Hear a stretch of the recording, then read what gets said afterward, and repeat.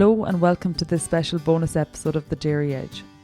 Teagasc are running a weekly Let's Talk Dairy webinar series, which is also being made available as a podcast. On this week's webinar, Stuart Childs documents the changes to nitrates derogation for Irish dairy farmers. Okay, good morning everyone and welcome to today's Let's Talk Dairy webinar.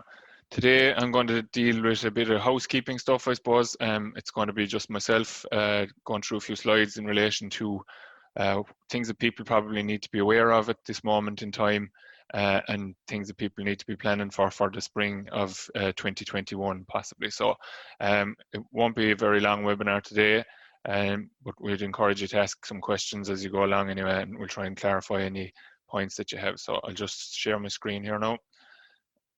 Now, this might put some people off, I suppose, possibly, but look, it's becoming a reality. A real reality in terms of it's something that it's like COVID. We're going to have to live with derogation and rules that are associated with it, which are getting probably a little bit more complex every time we go back to Europe, and we're going back to Europe again at the end of 2021. And as you'll probably be aware, there was a midterm review done within Ireland itself. We'll say not on the direction of anybody in Europe, but we took it upon ourselves, I suppose, within the Department of Agriculture to try and be seen to be proactive in this in relation to going back to Europe for 2021 to get our derogation for 2022. And you'll be aware that some other countries like Denmark and the Netherlands have struggled to get their derogations in the last number of years. And I suppose with water quality reducing across the country in terms of EPA records and so forth, it's becoming a little bit more challenging every time our department officials and my colleagues in Teagasc go to try to get a new derogation allowed for a number of years again. So as part of that, as I said, there was a review done last year, and some of these things were brought in. I suppose with COVID, there's a chance that because of a lack of face-to-face interaction, maybe with ourselves, in particular, I suppose our advisors in general, people may not be as aware as they probably should be of some of the detail of that review, okay? So I suppose first and foremost, I'm going to go through the first couple of points, there's 6 or 7 points here on the next couple of slides in relation to things that you have to be aware of, that you're going to have to comply with derogation. And that covers approximately 7,000 farms. And in some cases, these are going to be important for farms that are exporting slurry to stay under the 170 also. So it actually could be ranging up to about 12,000 farms that are coming into the catch of these derogation / greater than 170 stocking rate rules, okay? And predominantly they're going to be dairy farms, but there are a couple of a share of intensive beef farms in these as well. So the compulsory liming program is the main measure. And that kicked in from the 1st of January 2020. And you'll have seen that there's been a bit of a media campaign from ourselves there in recent times, trying to promote people to spread lime, because it's a 4-year program. You're expected to spread 25% of your lime requirements each year. And people you'd be surprised how quickly you can fall behind in terms of lime applications. And look, with the best will in the world, it's relatively straightforward to get lime out, but the month of August has gone by now, very wet month obviously, very difficult to travel ground, so that's a month that has gone past, I suppose, in terms of liming. Now at the moment, as I look out the window here, conditions have improved dramatically in the last week to 10 days. Some suggestions of unsettled weather coming again in the coming week. So people need to be aware that we cannot probably take the chance on trying to get our lime out in November and December. We need to be picking off our opportunities as they come. So if there's, as rotations are extending now on farms, it may be feasible to apply lime to larger areas and not be concerned about being on top of them in terms of grazing them in a very short space of time. And obviously silage has gone out of the way now at this stage, but maybe some people might be trying to pick up some third cuts with the dry weather, and there could be an opportunity to put lime out on that ground as well. So be very aware of the amount of lime that you have to get applied and how you have to start making an effort to try and get to that level. So you can see that there's a liming plan as part of the derogation. Conacre, which is land that's rented on 1 year only, is excluded. But if you're going to use that land again next year, it's going to be required that that's going to be limed. And if it's basically taken on a year to year, but you're continuously farming it, it's going to have to be part of the liming plan. The records will have to be kept. So I suppose that's important if you are applying lime, that you keep a copy of the receipts, because they'll be required on inspection anyway. And you'd also want to be telling the advisors when you're meeting them next year about what areas were done, so that they can update the plan and give you better advice in terms of the quantities that are required for your farm from next year on. In terms of lime spreading dates or spreads and sampling, so some people will have taken new samples this year, but other people will have samples that were still valid. So if you dig out the records to show that you have lime spread since your last samples, they will be taken into account for if you were to be inspected in relation to this. And look, it's I suppose in one sense it's a pity that we've had to go down the route of a compulsory liming program, because it's a cheap fertilizer. The generations before us used it in abundance, and we've increased stocking rates, increased the amount of fertilizer, or well, possibly reduced the amount of fertilizer we've used, but probably just greater intensity of farming in general, and we're not using as much lime as we should be. So it's a good thing from my perspective. I think it's a positive, and you'll see why later on in the presentation as I come. I'll show a couple of points in relation to lime. So the low emission slurry spreading, I was one of the advisors for the Moore Park area up to a couple of years ago, and we had to indicate that this was a rule that was coming in. I think it was the 15th of June when it was coming in the last time the derogation was reviewed. And there was a little bit of a kickback, I suppose, from it. People were giving out about the fact that they were going to have to purchase this equipment and contractors didn't have it and so forth. And around here, the contractors definitely stepped up to the plate, and I don't think there's any of them that don't have it now at this stage, because obviously their client base required it, so they've delivered in that sense. And some people have gone away and bought them. We've done plenty of TAMS grants for people who've decided to buy them for themselves as well, and that's a good thing. And I think, in fairness, if you were to ask people that were maybe complaining about that change at the time, if they go back to splash bait now at this stage, they probably would tell you that they wouldn't.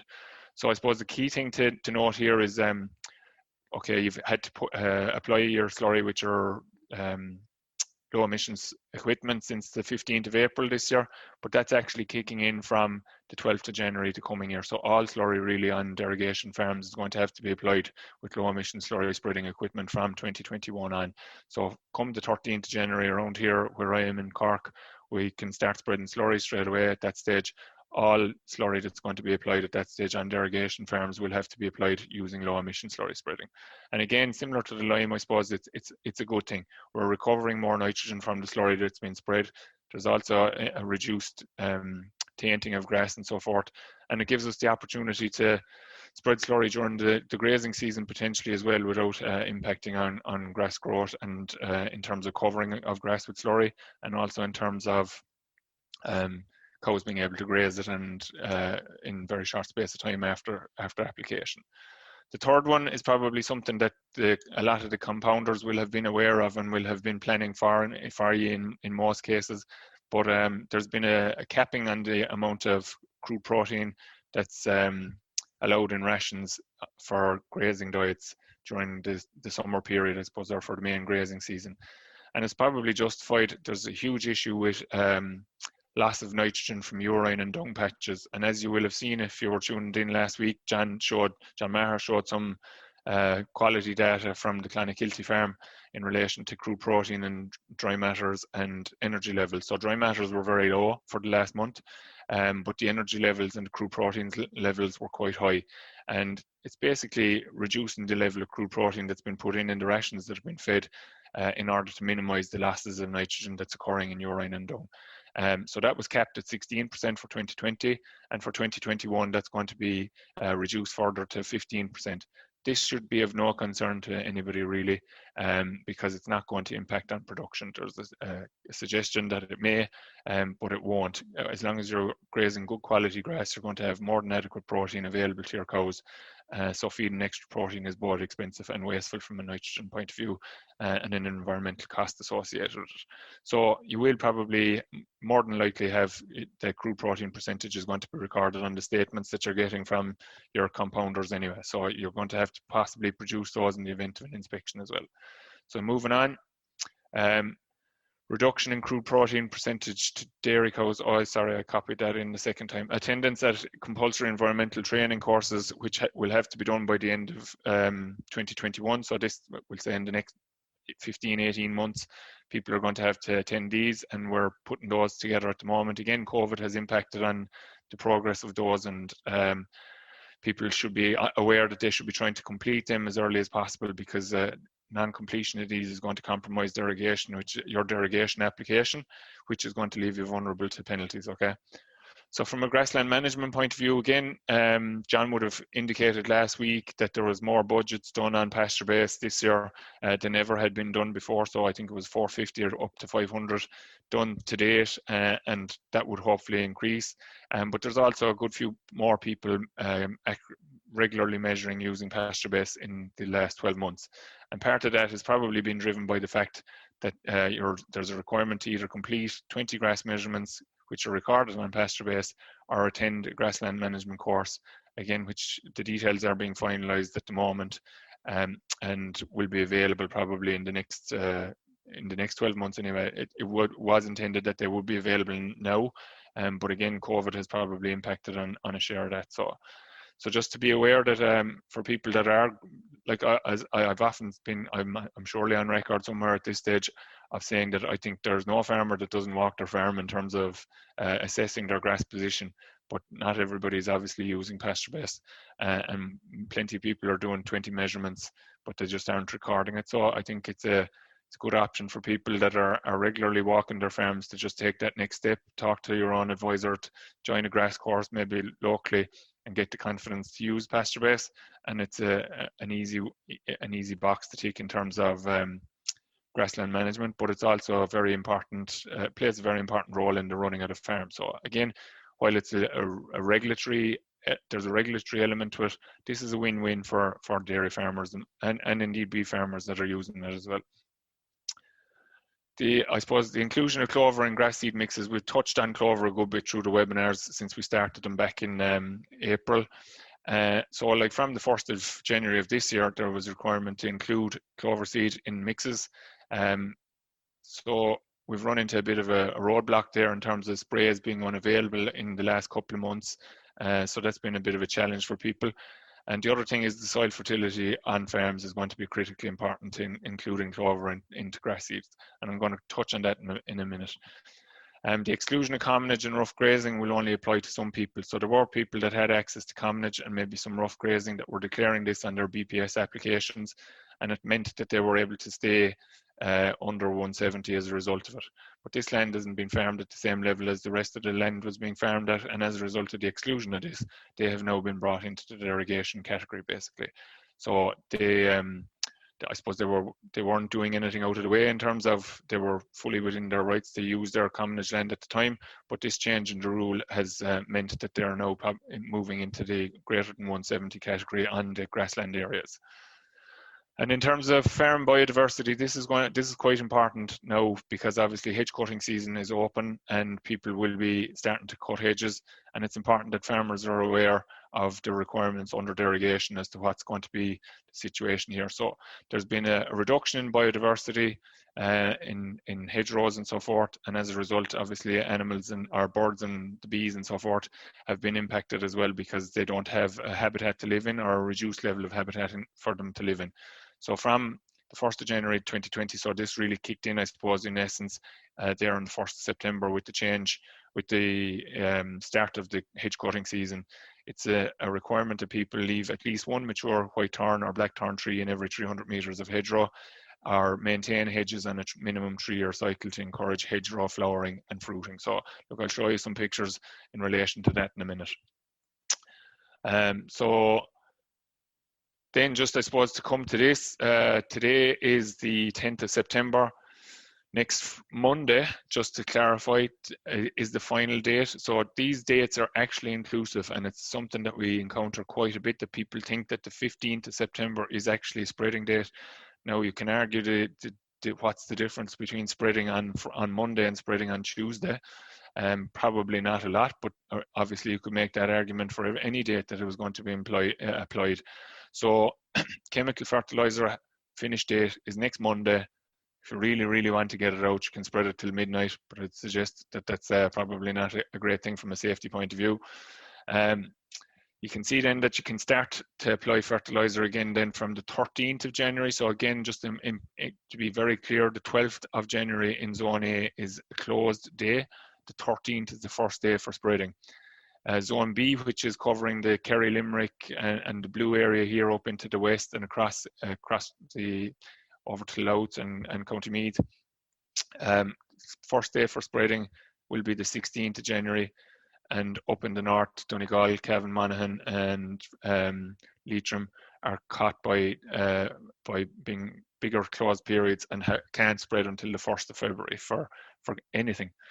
So just to clarify, I suppose again that next Monday is the final date for chemical fertilizer to be applied. So chemical N and chemical P.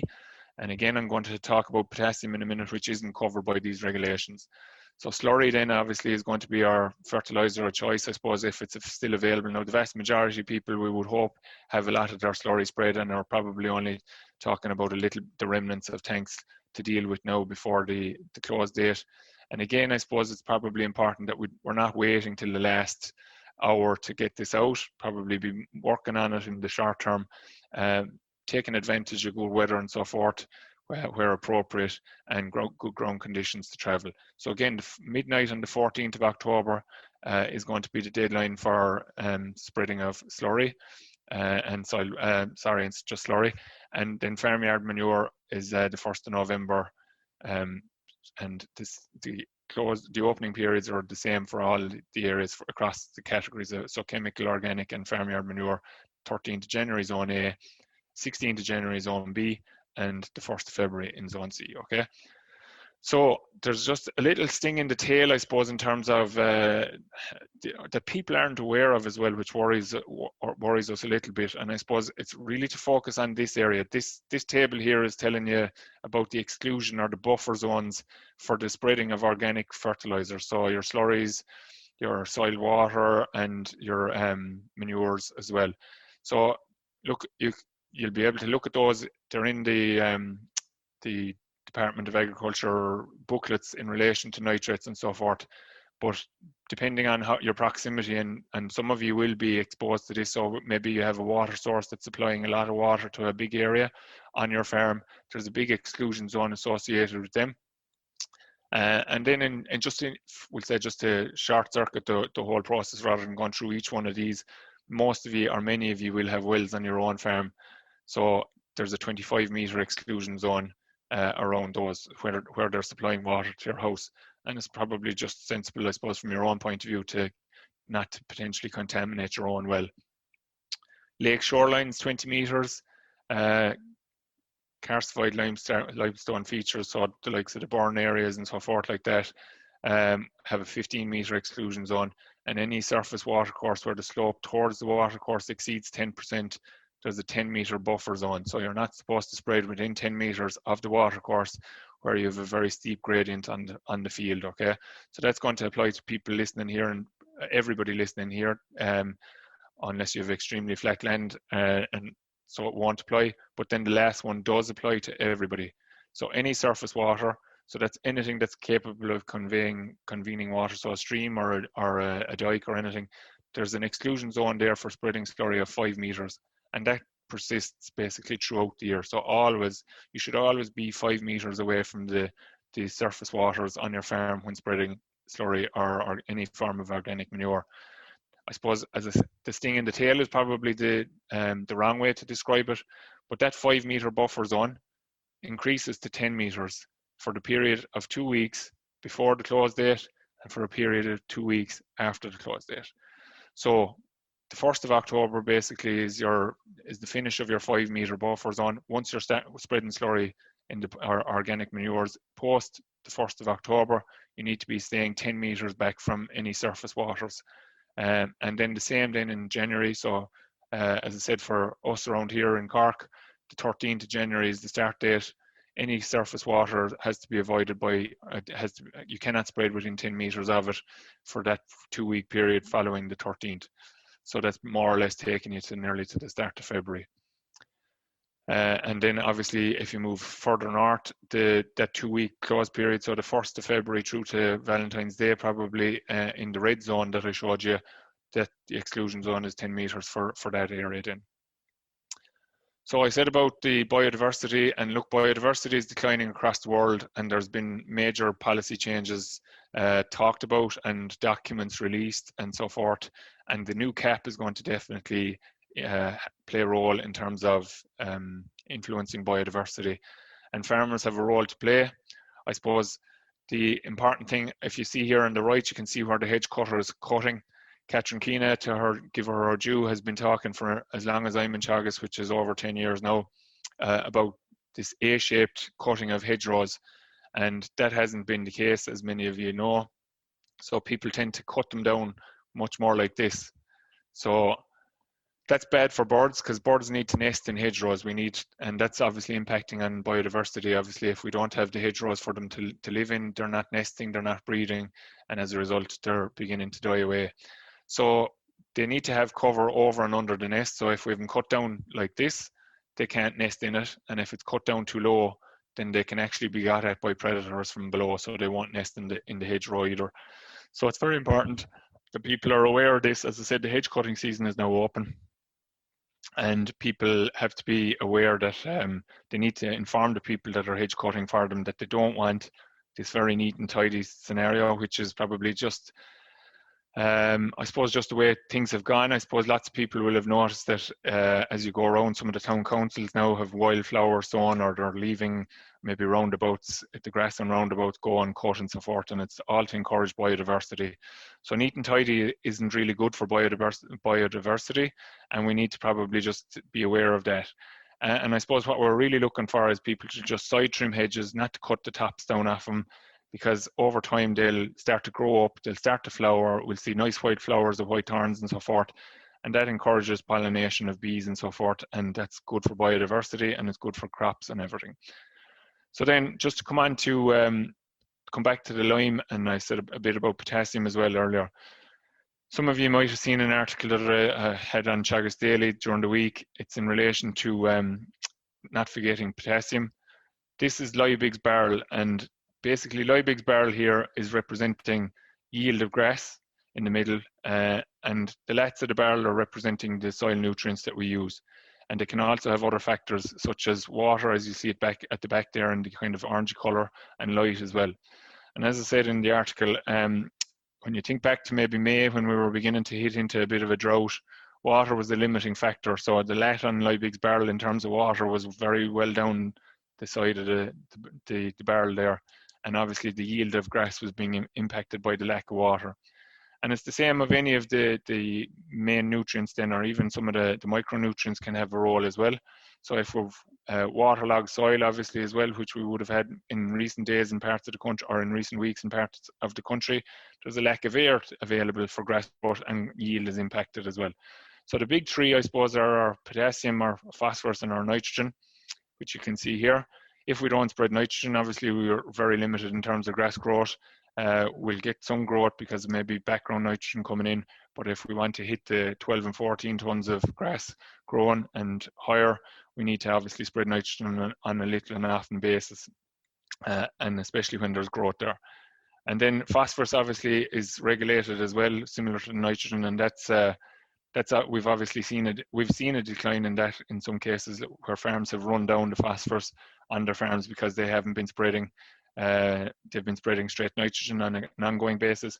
But another fertilizer or another nutrient that has been impacted, I suppose, by this has been the potassium or potash. So because we weren't spreading pasture sward or cut sward as much, I suppose there's been a reduction in the amount of potash. And it's also an element that can be changed very rapidly on your farm relative to phosphorus, which can be a lot slower. The other one that isn't on the diagram here but is important is lime. So lime is going to influence the potassium and phosphorus performance, we'll say, and especially the nitrogen performance as well. So we need to have lime status right in order to get maximum return from nitrogen, phosphorus and potassium fertilizers. So the fertilizer deadline day, as I said, is approaching next Monday, but it's still okay to spread K fertilizer. And I suppose I'm just emphasizing, I just put in the K requirements for grazing and grass silage crops, and this is relating to first cut silage in particular, where we're on a maintenance level. So if we're on a maintenance level, this is working out at approximately 30 kgs here per hectare, which is the equivalent to 24 to 25 units of K per year required. So if we don't take any silage from that ground, we need to be putting on 24 to 25 units of K onto that. You can see that there's a big step up in terms of the grass silage requirement for K.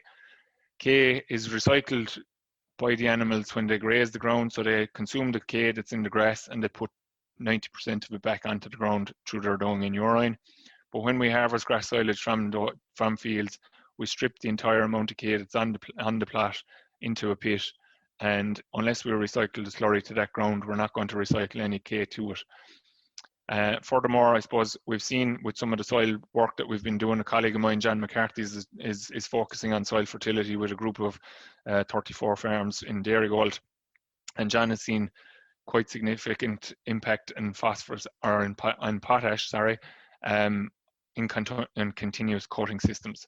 So where we have silage been taken maybe off of outblocks, maybe 2 cuts, 3 cuts, and possibly in some cases we've had situations where there's 4 cuts or 3 cuts and 0 grazing of the crop on the shoulders of the year, then to the milking herd on the milking platform. K levels have plummeted on those farms if there isn't remedial action being taken. So it's just important that people are aware of this. As I said, the deadline day next Monday applies to phosphorus and nitrogen fertilizers, but K is still going to be okay to be spread after that date, and people should be, if you're not already aware, be looking into it. So don't forget the lime. As I said, the target pH is 6.3, and if you can get that right, you get far more greater efficiency from the nitrogen that you'll apply, the phosphorus that you'll apply, and the potassium that you'll apply. So it's prudent to get your lime right, as well as having to do it from a regulatory point of view now if you're in derogation. Just to mix up in the slides there, I intended continuing on the K side of things. As I said, that the maintenance for K is 30 kgs per hectare for a dairy system, which is the equivalent to 24 units. As you can see, as you push up the numbers in terms of higher stocking rates, if we go to the upper limit, we'll say if you're farming at very close to the derogation limit of 250 kgs of N per hectare, you're looking at more of a situation of 30 to 35 units of K required per acre in order to maintain your K levels on your farm. In terms of build-up rates, so if you have land that's at index 1 and index 2 on for K, you should be applying the maintenance rates that I've just shown you there. So you're 30 to 25 to 35 units depending on the stocking rate. And then you also need to follow up with a maintenance level, or with a build-up level, which is 60 kgs for index 1, so what that more or less equates to is a bag of muriate of potash, so 50 units of potash in a bag of muriate, and that's what you require for index 1. And for index 2, then that equates to 25 units again, to build up the level up to index 3, which is your target. And as a result, that means that you need to be spreading a half bag of muriate on your index 2 ground. And as I said again, just to re-emphasize, because people forget about it, that we can spread straight muriate of potash or sulfate of potash, which is a dearer product. So muriate of potash is probably more favorable for grassland systems at any stage during the course of the year. So, but where we run into bother with muriate of potash, I suppose, is that you can't spread more than 72 units of it in the springtime, and people are always worried about the impact that may have on grass tetany in freshly calved cows. So now is the time to apply your build-up rates. Like, grass silage is very hard on K, especially where there's no slurry being recycled, and in some cases people aren't recycling the slurry because of long draws and so forth, it would be wise maybe to target the slurry to that ground first and foremost, and to minimise the cost of chemical K on your farm, because you have huge K resource in your slurry. But just being aware of it, I suppose, and making a plan for the next couple of months that you're going to get K onto your ground that needs it, and be aware that you need to include K in your fertiliser plans, I suppose, for 2021 as well. I think great products, there's 2 great products out there for K where people have no P allowances as a result of derogation and or their current soil status, we'll say, outside of derogation, is 19015, or there's your protected urea version, which is 29014, and both are available with sulphur. So great fertilisers to use during the grazing season, from my perspective, to do your maintenance level of your K, and then come in with your muriate potash towards the end of the year. You should continue to do that then until your soil samples tell you that your indexes have moved up to index 3. And if you're index 4 for K, you should skip applying K, or you don't have to apply K for 12 months, but you then have to kick in with your maintenance rate at index 3 levels again. And that just emphasises how quickly K levels can change on farms. So we've seen K levels drop to most of an index, and indeed in excess of an index. So I suppose going from index 4s into low index 4s into high index 2s on some of the soil sample data that we've been looking at, where we're monitoring farms on an ongoing basis. So that's more or less the rundown on things that people probably need to be aware of at the moment. In terms of just a few things that are happening, I suppose Grassland Farmer of the Year competition, due to the COVID again, was delayed, I suppose, being announced, and there was probably people who were away on holidays, advisors were away on holidays and so forth. So the date was extended, and it's extended until tomorrow. So if you're interested in, or feel you'd like to have a crack off of it, you can get your application form in tomorrow. And I suppose I was involved with Mike Birmingham, who you've heard on this programme with me once or twice already this year, in terms of trying to get him, encouraging Mike to go for this over a couple of years. And he applied for it, and didn't win it, obviously, the first year he was in it, but got huge benefits from being involved in it.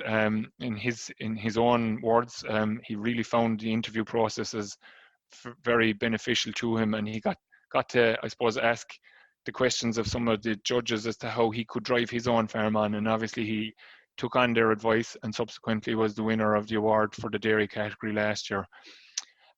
So this image here is showing the Daniels family, who won the outright the Grassland Farmer of the Year competition last year. And we just encourage people that if you're even it's not all about the winning, I suppose. It's participation is important as well, and people can learn a lot from participating in this competition. So we recommend people that if you're thinking about it, take the step and fill out the application form before tomorrow. Then just I suppose it's just a few notices, I suppose. Again, coming back to the grassland competition, John Trent, who spoke to us in May of this year from Clane in County Kildare, where he was getting really severely hit with drought at the time. John won the Young Grassland Farmer of the Year category last year, and he should be having a farm walk, obviously, similar to Mike and the Daniels as well. But obviously COVID has impacted and we haven't been able to go on farm for it. So he's doing a social media takeover next Wednesday, the 16th of September. And then the following Thursday week, so the 24th of September, John's going to join me again on Let's Talk Dairy to discuss his career path. So just to explain how he got to where he got to. So tune into that for some information in relation to how he's running the herd in Clongowes Wood there now. And finally, next week's programme is going to be at 10:30. Sorry for the hopping around with the times, but we had this scheduled, I suppose, before we changed the time last week. So we're going to be on the farm of Jimmy Cotter and his family in Coachford in County Cork. Jimmy's one of the monitor farms with us on the Dairy Gold Teagasc joint programme. And Jimmy's an excellent operator. His focus for he's the monitor farm for labour efficiency. Jimmy, some of you will be aware from Martina's updates, is working in or around approximately 50 hours a week, an extremely efficient farm. Fantastic farm in terms of productivity as well. So really I suppose, followed the blueprint, is how he described it himself recently when we were talking to him, that Teagasc had set out in terms of grassland management and cows and so forth. So he's good EBI, good grassland management, and is hitting 500 plus kilos of solids, 530, 540 kilos of milk solids per annum now in the last couple of years. So we're going to be on farm with Jimmy. So, well, I'll be here in my house as normal, and some of my colleagues will be on farm with Jimmy. So Grania Hurley is one of my team for the Dairy Gold Joint program, and Grania looks after the monitor farms. So Grania is going to be on farm with some of our other colleagues, and we're going to be talking to Jimmy about his farming system and how he's going to have to change his farming system to kind of, I suppose, fall in line or get up to speed with the new criteria that are being set. So clover is going to be one of the focuses for Jimmy. He's some sown. The soil fertility is obviously important, and Jimmy's soil fertility is generally good, but we'll be talking to him about that, and we'll look forward to seeing you for that. So I just have two questions here that I suppose, both from Sean Murray. If you are exporting slurry to stay under 170 kgs, must you comply with slurry spreading requirements of derogation farms? As far as I'm aware, Sean, I think that is the case now. So if your grassland stocking rate is greater than 170 and you're exporting to stay under the 170 so that you're not in derogation, you are going to be required to deliver on the requirements of low emission slurry spreading. And then your second question is the low emission slurry spreading TAMS grant ending on the 31st of December 2020? As it currently stands, all TAMS grants applications will be finishing up at the end of this year. And so people need to get applications in, and obviously we have implications there of rollovers where people haven't been granted under previous tranches and they're falling into the next category. So I suppose, unfortunately, there's no guarantee that you're going to get approved for that grant, but if you're not in, you can't win, I suppose. So people should be, if you're thinking of doing it, applying for the grant. Of course, the other thing is to talk to contractors, maybe depending on, I know we're probably spoiled in this area because of the high level of derogation farms. Contractors really had no choice but to step up to the plate and acquire the equipment because it was going to be demanded by their clients, but that's not always the case across the entire country. So then there's another question in here. I thought high nitrogen usage killed off clover, so why include in reseeding? I suppose the answer to that is going to be covered next week, really. I suppose we'll have Deirdre Hennessy talking to us next week as well, but my take on it is that if we have our soil fertility right, and we establish our clover properly, so that means, and that's why I'm harping on about lime and K levels and so forth, like people introducing clover into either oversowing or into reseeds really need to be working on the soil fertility of the plots that they're going to go working on next year. So if you're planning on including clover into some ground next year, either oversowing or conventional reseed, you need to be working on the soil fertility of the plot this year in order to make sure that the pH is correct at the time of reseeding, rather than just trying to correct it as you go. So like your 2 ton of lime as you're actually reseeding, it's obviously there'll be a proportion of it will kick in straight away, but it's not going to probably pull the pH up maybe to where it needs to be, which is in excess of 6.3. And obviously we need target index of 3 for P and 3 for K in order to have a really good shot at establishing the clover. So just to come back to your question, I suppose nitrogen, I think from the perspective of nitrogen usage, I suppose killing off the clover, I suppose there's going to be a bit of cover required or a bit of overlap in terms of, obviously we're not going to be able to successfully oversow clover on the entire farm in one go. Obviously management post sowing or oversowing of clover is important to get it to establish. So nitrogen usage is going to be important in terms of early spring grass growth and so forth. So we still need to probably apply the same levels of nitrogen that we would have applied in the past in the early part of the season, because clover really kicks in the second half of the year. So if you're going to be reducing fertilizer levels, it's going to be in the second half of the year, but you're also going to have the clover clover has to be established. And I suppose Deirdre will probably explain it more. I suppose there is scope to probably continue to apply the nitrogen level until we're comfortable with the clover on the farm. So, but there's also a slight trade-off. What you're saying is technically correct. I suppose if we don't prime the clover to perform, it's not going to perform. So if we have clover on a sward, we probably do need to be turning back the dial in terms of the nitrogen that's going to be applied on that, probably from mid-June onwards or thereabouts, in order to try and get it to start fixing nitrogen of its own accord, and that'll help it to establish more. But grazing management is going to be important as well to get it to establish in the first place. So the long and the short of it is, I suppose, yes, we need to try to reduce nitrogen, and that's going to come about through regulation, but we also need to be proactive on that and trying to start to do it. And it's going to be a benefit to farmers, I suppose, that they'll be able to reduce their nitrogen input if we can get clover to work successfully. But it's going to be very important that all the other factors are in place before we go about this clover inclusion. So we need to get the P and the Ks right, and we need to get the pH in particular right if we want to establish clover, and then we can start working on the reduction of the nitrogen levels. So look, we'll leave it at that for today. As I said, next week join us for the farm walk from Jimmy Cotter's.